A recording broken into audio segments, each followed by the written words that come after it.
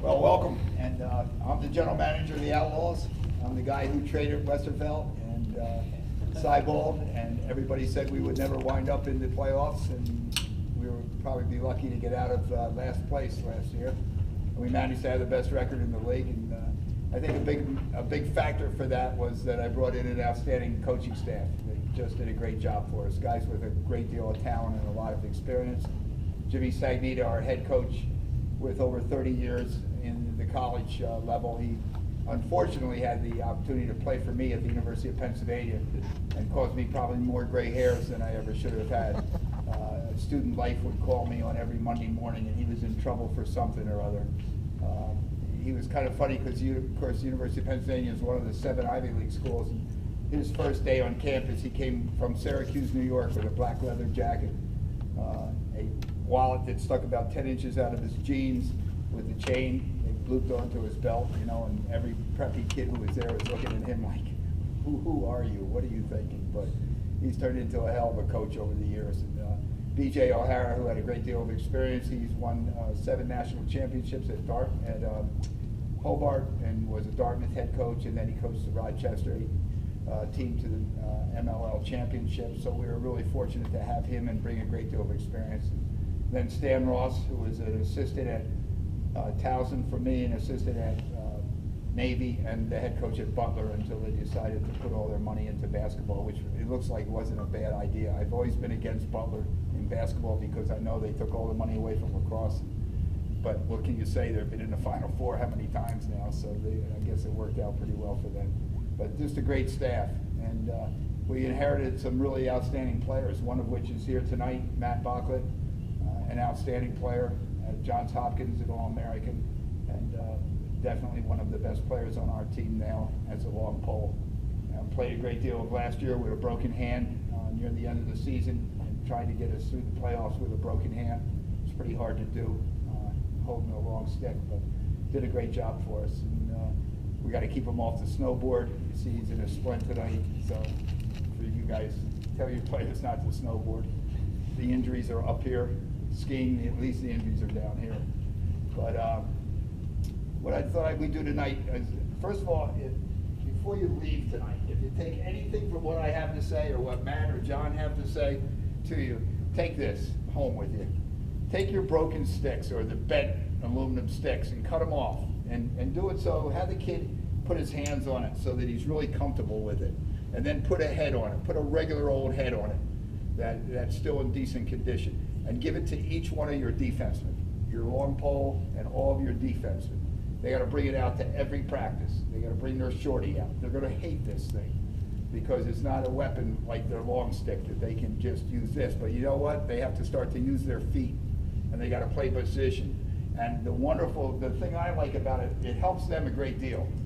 But the thing it really does is if you give it to all 6 defensemen when you're putting your offense in at the beginning of the year, start of the season, or if you're coaching youth kids, and you know what, you make one pass and then you got some kid going whack with a long stick, and you go, hey, don't hit him right now, okay? We need to work the ball around so I can show them what I want to do here.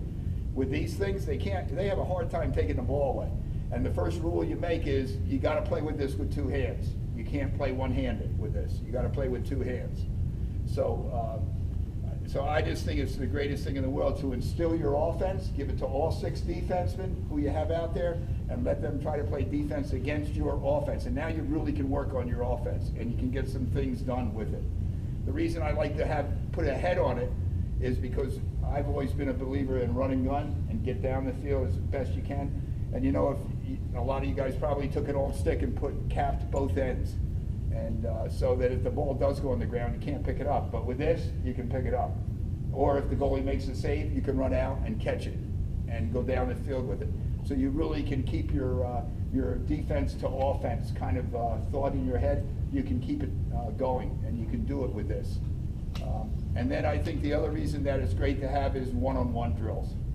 You always watch your attackmen. You know, they stand in the line here, they're going to go one-on-one against that defenseman.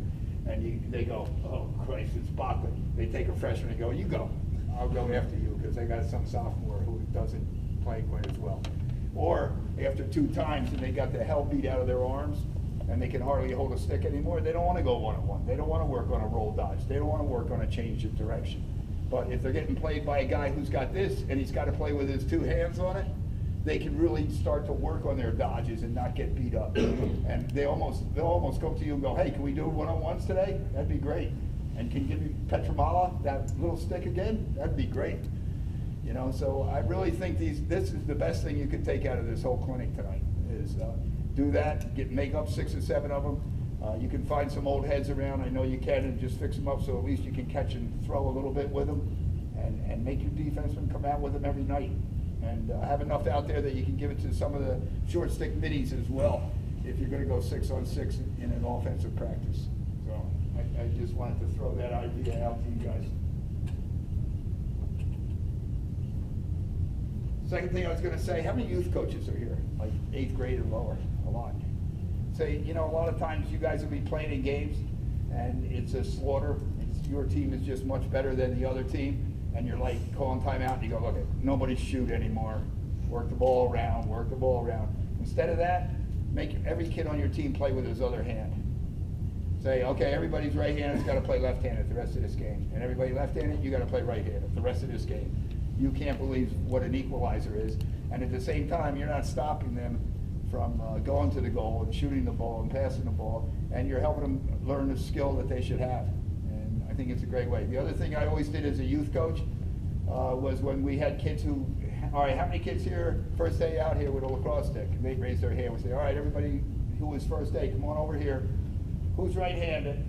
And they'd all hold their hand up. They were right-handed. And we go, okay, your right hand goes down here on the bottom and your left hand goes up on here. We're going to work some drills now and let you go. So you start them off in their left hand.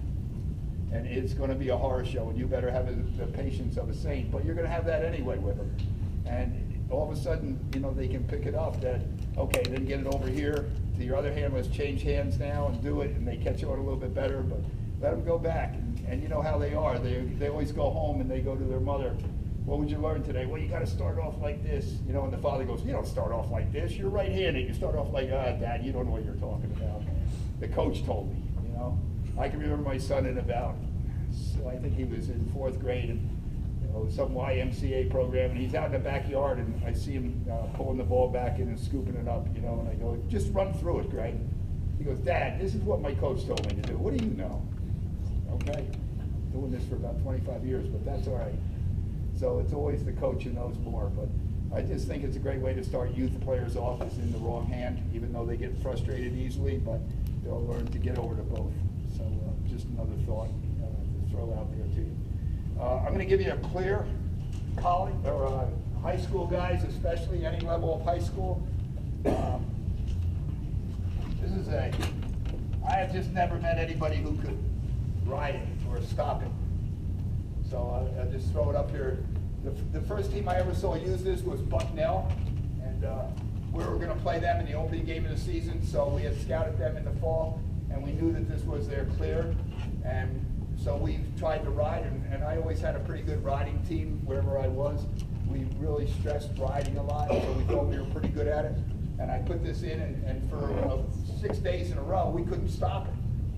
So I said, you know what, this is unbelievable. We can't stop it. No matter what ride I put in, we can't stop it. So I said, you know what, maybe we ought to use it for our clear. And we cleared about 94% of the time with this after that. And I've always used it and I've seen more teams go to it. So I just throw it out to you.